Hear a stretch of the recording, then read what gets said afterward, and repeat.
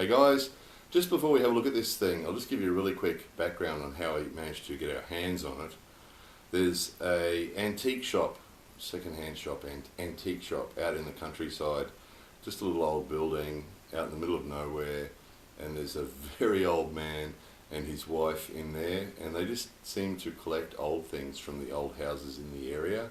So as old houses either get demolished or the young people take them over and need to get rid of the old things from in there, they seem to put the things in this old man's shop, and it tends to be, we never see any customers in there, and every time we go the stock seems to be the same, so it seems to be treated more like a museum than it is an antique shop, because people seem to just go there and look at all the beautiful things, the old things, and then off they go. Japanese people tend not to be into collecting old things terribly much. Japanese people usually value the old things and appreciate looking at them, but usually don't want to put them in their house, because particularly younger people prefer to have new things and new houses and things. But we go there fairly often. If we're out that way, we tend to drop into a little shop and have a look around, have a talk to him, and it's always interesting to talk to him. And recently in the shop we were talking about something with him, and he went away and came back with this thing that we're going to look at in a minute. And he said he'd had it for a while. He said it had come from the house of a high-level samurai family, and that it was over 200 years old.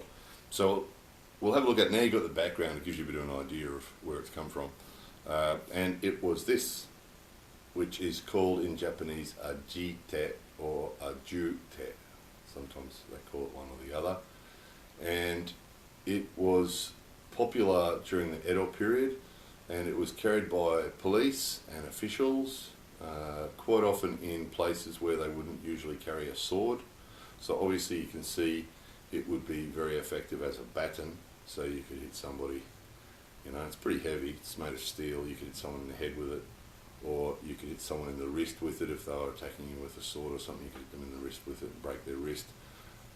But this bit on the side is actually designed to catch the blade. So if there's a sword coming for you, you can block it with this, and the blade will slide into that slot there, which would then allow you to control the blade. So that's why it's designed like that. So the handle is actually, the old gentleman said it was shark, but from our research they were more often stingray than shark. So there's a good chance that that handle's actually stingray, but the old man said it was shark. So you can see it's the handle itself's quite nice. Usually they were either in a sheath, so obviously the person carrying it would have been wearing hakama, old style hakama with a big belt, so they probably would have either had it just in on its own, just into the belt of the hakama, or they had them in a sheath, sort of like a sword sheath. So the handle would have protruded, of course, where you could see it. Usually they had a rope, a decorative rope on it, on the end of it. But obviously this is the part that you'd see most of, so that's why they made that quite decorative, quite ornamental. And that would have been sticking out of the hakama.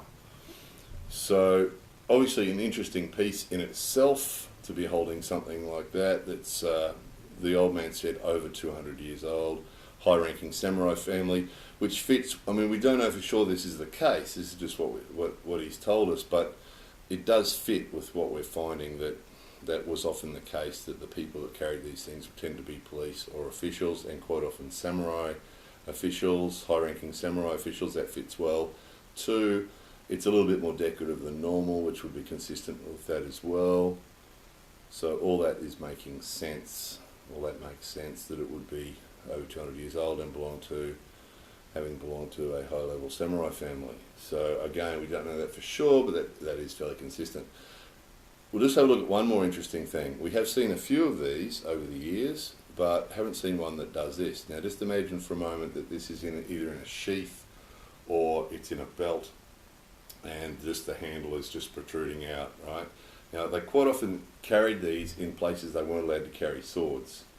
So obviously at one stage in the Imperial Palace nobody was allowed to carry a sword, so instead the guards carried these.